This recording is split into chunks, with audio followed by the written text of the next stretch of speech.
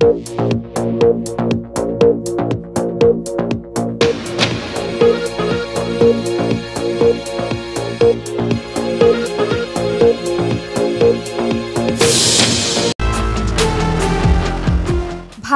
লোকসভা নির্বাচনের চতুর্থ ধাপ শেষ হলো সবেমাত্র। আরও ৩টি ধাপ শেষে বিশ্বের সবচেয়ে বড় এই নির্বাচন শেষ হবে ১ জুন। এর ২ দিন পর ৪ মার্চ জানা যাবে ভোটের ফল। ক্ষমতাসীন বিজেপি জোটের আশা, এবার তারা ৪০০ আসন জিতে সংখ্যাগরিষ্ঠতা নিয়েই তৃতীয়বার সরকার গঠন করবে। তবে লোকসভা নির্বাচনের মাঝামাঝি পর্যায়ে এসে বিজেপির এমন আশাকে দুরাশা বলছেন দেশটির অভিজ্ঞ সিফোলজিস্ট বা নির্বাচন বিশেষজ্ঞ যোগেন্দ্র যাদব। তিনি সোজা ভাষায় বলেছেন, এটি কোনো বুথ ফেরত জরিপ নয়, বরং বিভিন্ন রাজ্য ঘুরে তার মনে হয়েছে এবার বিজেপির আশা পূরণ হচ্ছে না। ভারতের ৫৪৩টি লোকসভা আসনের মধ্যে সংখ্যাগরিষ্ঠতা অর্জন করতে হলে কোনো দল বা জোটকে অন্তত ২৭২টি আসনে জিততে হবে। তবে যোগেন্দ্র মত দিয়েছেন ২৭২ আসনের চেয়েও অনেক কম আসন পাবে এবার বিজেপি। এমনকি শরিকদের নিয়েও এবার সরকার গঠনে ব্যর্থ হতে পারে নরেন্দ্র মোদীর দল। ভোটের বুথ ফেরত সমীক্ষা ও জনমত সমীক্ষা করার ব্যাপারে যোগেন্দ্রর অভিজ্ঞতা সুদীর্ঘ। তার কথায় প্রায় ৩০ বছরের। একসময়ে সিএসডিএস এর সিনিয়র ফেলো ছিলেন তিনি। তারপর লোকনীতি নামে একটি প্রতিষ্ঠান তৈরি করে প্রাক ভোট জনমত সমীক্ষা করতেন বা বুথ ফেরত সমীক্ষা জানাতেন। সোমবার যোগেন্দ্র দাবি করেন, তিনি রাজ্য রাজ্য ঘুরে যা বুঝেছেন তাতে করে বিজেপি সংখ্যাগরিষ্ঠতার জন্য প্রয়োজনীয় সংখ্যার অনেক কম আসন পাবে। যোগেন্দ্রর মতে অনেক নিচে নেমে যাবে বিজেপির আসন সংখ্যা। এমনকি শরিকদের নিয়ে এনডিএর আসন সংখ্যাও ম্যাজিক নাম্বার নাও ছুঁতে পারে। যোগেন্দ্র বলেন, সংবাদ মাধ্যমে প্রচারের মাধ্যমে একটা ধারণা তৈরির চেষ্টা করা হচ্ছে যে বিজেপি আবারও ক্ষমতায় আসছে। সেই কারণে অনেকে বলছেন ভোট দিয়ে কি হবে, জিতবে তো মোদি। কিন্তু এটা ঠিক নয়। বাস্তব ছবিটা দেশকে দেখানো আমার কর্তব্য বলে মনে করছি। তার হিসেবে গেলবার উত্তরাখণ্ড ও উত্তরপ্রদেশ মিলিয়ে মোট ৮৫টি আসনের মধ্যে বিজেপি ৬৯টি আসনে জিতলেও এবার কমপক্ষে ১৫টি কমতে পারে। বিহারে কম করে ১৫টি আসন হারাতে চলেছে এনডিএ। আর পশ্চিমবঙ্গ, আসাম সহ উত্তর পূর্ব রাজ্য মিলিয়ে ৬৫টি আসনের মধ্যে ১০টি আসন কমবে বিজেপির।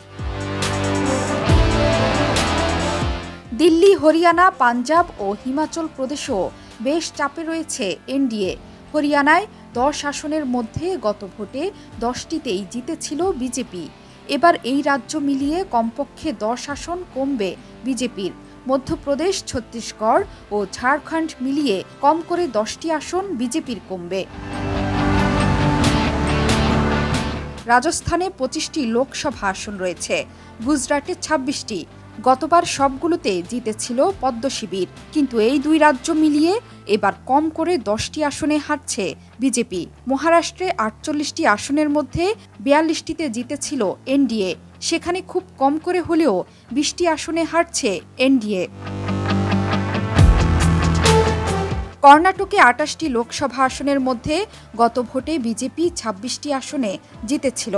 এবার কম করে 10টি আসনে সেখানে হারছে তারা। তবে যোগেন্দ্রর মতে সবটাই লোকসানে নয়। তামিলনাড়ু, কেরালা ও তেলেঙ্গানা মিলিয়ে খুব বেশি হলে বিজেপির 5টি আসন বাড়তে পারে। অন্ধ্রপ্রদেশে চন্দ্রবাবু নাইডুর সঙ্গে জোটে থাকায় 10টি আসনে লাভ হতে পারে গেরুয়া শিবির তথা এনডিএর। তবে প্রথম 4 দফায় ভোটের পরে শুধু যোগেন্দ্র নন, উত্তরপ্রদেশে বিজেপির পক্ষে পরিস্থিতি অনুকূল নয় বলে মনে করেছেন অনেক পর্যবেক্ষক। যোগেন্দ্রর হিসেবে গতবারের তুলনায় 70টি আসন কমতে পারে বিজেপির, অর্থাৎ গেরুয়া শিবির 233টি আসন পেতে পারে আর এনডিএ জোটের দলগুলো পেতে পারে 35 আসন। মোট 268টি আসন জিততে পারে এনডিএ, যা সংখ্যাগরিষ্ঠতার থেকে বেশ কম।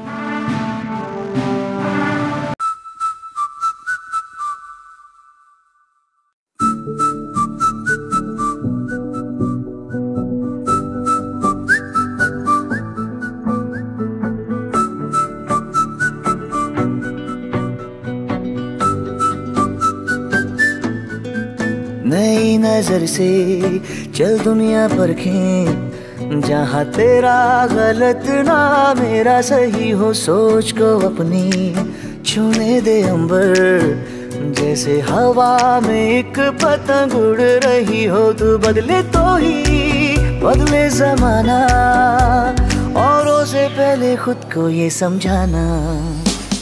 92.7 Big FM, तुम बदल के तो देखो। 92.7 Big FM, तुम बदल के तो देखो। 92.7 Big FM, तुम बदल के तो देखो। 92.7 Big FM, तुम बदल के तो देखो।